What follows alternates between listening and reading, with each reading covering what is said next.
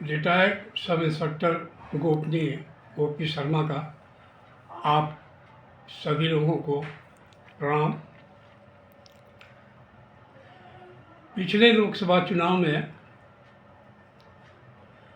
Bharatiya Janata party के उम्मीदवार की हार और समाजवादी पार्टी के उम्मीदवार की जीत के फलस्वरूप समाजवादी पार्टी एवं अन्य विपक्षी दलों तथा भारतीय जनता पार्टी के मध्य तकरार शुरू हो गया और विपक्षी पार्टियां भारतीय जनता पार्टी के ऊपर यह कटाक्ष करने में नहीं चूकती हैं कि वे नकली राम भक्त हैं। 22 जनवरी 2024 को भगवान राम की हुई प्राण प्रतिष्ठा में तमाम तरह की अनियमितताओं को गिनाते हुए वे लोग प्राण प्रतिष्ठा में न आने की बात भी कहते हैं। क्योंकि मैं जनपद फैजाबाद में 2 साल नियुक्त रह चुका हूँ और वहाँ पे मेरे कई मित्र हैं, इस चुनाव के बारे में मैंने जब उन लोगों से भी बात किया तो उन लोगों ने भारतीय जनता पार्टी के ऊपर तंज कसते हुए यह शिकायत की कि भारतीय जनता पार्टी का उम्मीदवार ही लल्लू था, तो फिर उनको वोट देने से कोई फ़ायदा नहीं था। खैर छोड़िए ये बात एक तरफ। अब मैं आप लोगों को राम राज्य में घटित एक घटना का उदाहरण देते हुए आप लोगों को समझाने का प्रयास कर रहा हूँ। राजा राम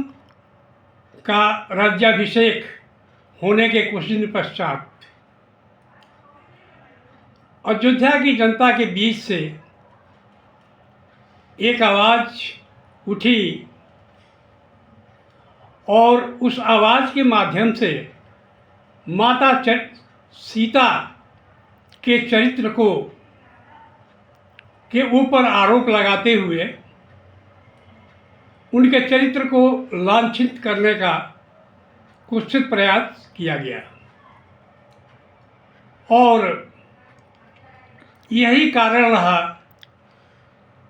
कि माता सीता अयोध्या की महारानी बनने के बजाय वह जंगल की वनवासिनी बनकर रह गई। मैं यहाँ पर थोड़ा सा मिश्रण करते हुए चुनाव की दृष्टिकोण से इसका विश्लेषण करता हूँ तो मैं पाता हूँ कि माता सीता महारानी के पद का चुनाव मात्र एक मत से हार गई थी, जिसका परिणाम रहा कि वो जंगल जाने के पश्चात पुनः राम राज्य के दौरान अयोध्या लौटकर नहीं आई थी और जंगल में ही वह पृथ्वी माँ के गोद में हमेशा हमेशा के लिए समा गई थी।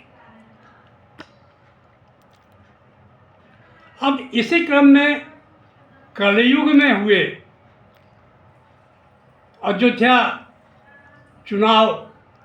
को दृष्टिगत करें तो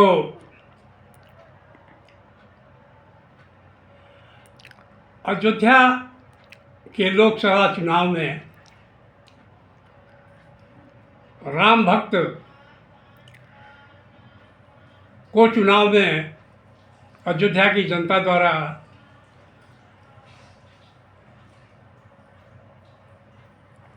हरा देना कोई आश्चर्य नहीं प्रकट करता है। अब मुझे ये नहीं पता है कि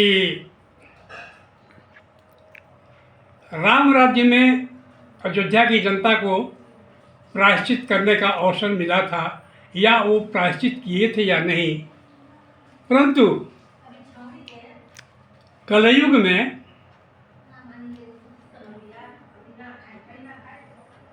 अयोध्या की जनता को बहुत जल्दी ही प्रायश्चित करने का शुभ अवसर मिल गया है, और वह शुभ अवसर है मिल्कीपुर विधानसभा का उपचुनाव। अयोध्या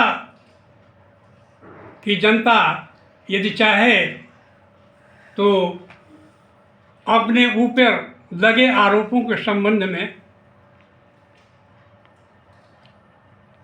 मिल्कीपुर से भारतीय जनता पार्टी के राम भक्त को रिकॉर्ड मतों से जिताकर प्रायश्चित कर सकती है, और इस तरह से रिकॉर्ड से जिताए कि भविष्य में उसका कभी रिकॉर्ड टूटने ना पाए। एक बात और बता दूं कि इस बार मिल्कीपुर विधानसभा चुनाव में भारतीय जनता पार्टी के उम्मीदवार लल्लू नहीं हैं, बल्कि चंद्रभानु पासवान हैं। वह पासवान जिनके अंदर सूर्य जैसा तेज भी है, तो चंद्रमा जैसी शीतलता भी है। जैसे चंद्रमा प्रेम के प्रतीक हैं, वैसे इनके अंदर प्रेम करने की भावना कूट कूट कर भरी हुई है। तो उम्मीद है कि इस बार अयोध्या की जनता भारतीय जनता पार्टी के राम भक्त को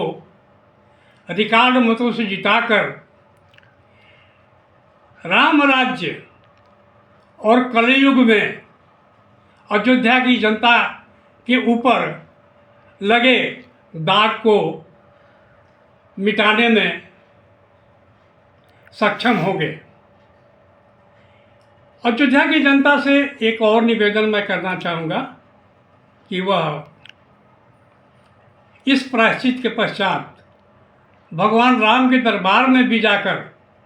यह संकल्प ले लेंगे कि हे प्रभु राम, मैंने अपने द्वारा किए गए गलतियों का प्रायश्चित कर लिया हूँ, और पुनः संकल्प लेता हूँ कि अयोध्या में होने वाले भविष्य में किसी भी चुनाव में किसी भी राम भक्त को पुनः हराने का काम नहीं करेंगे। जय हिंद।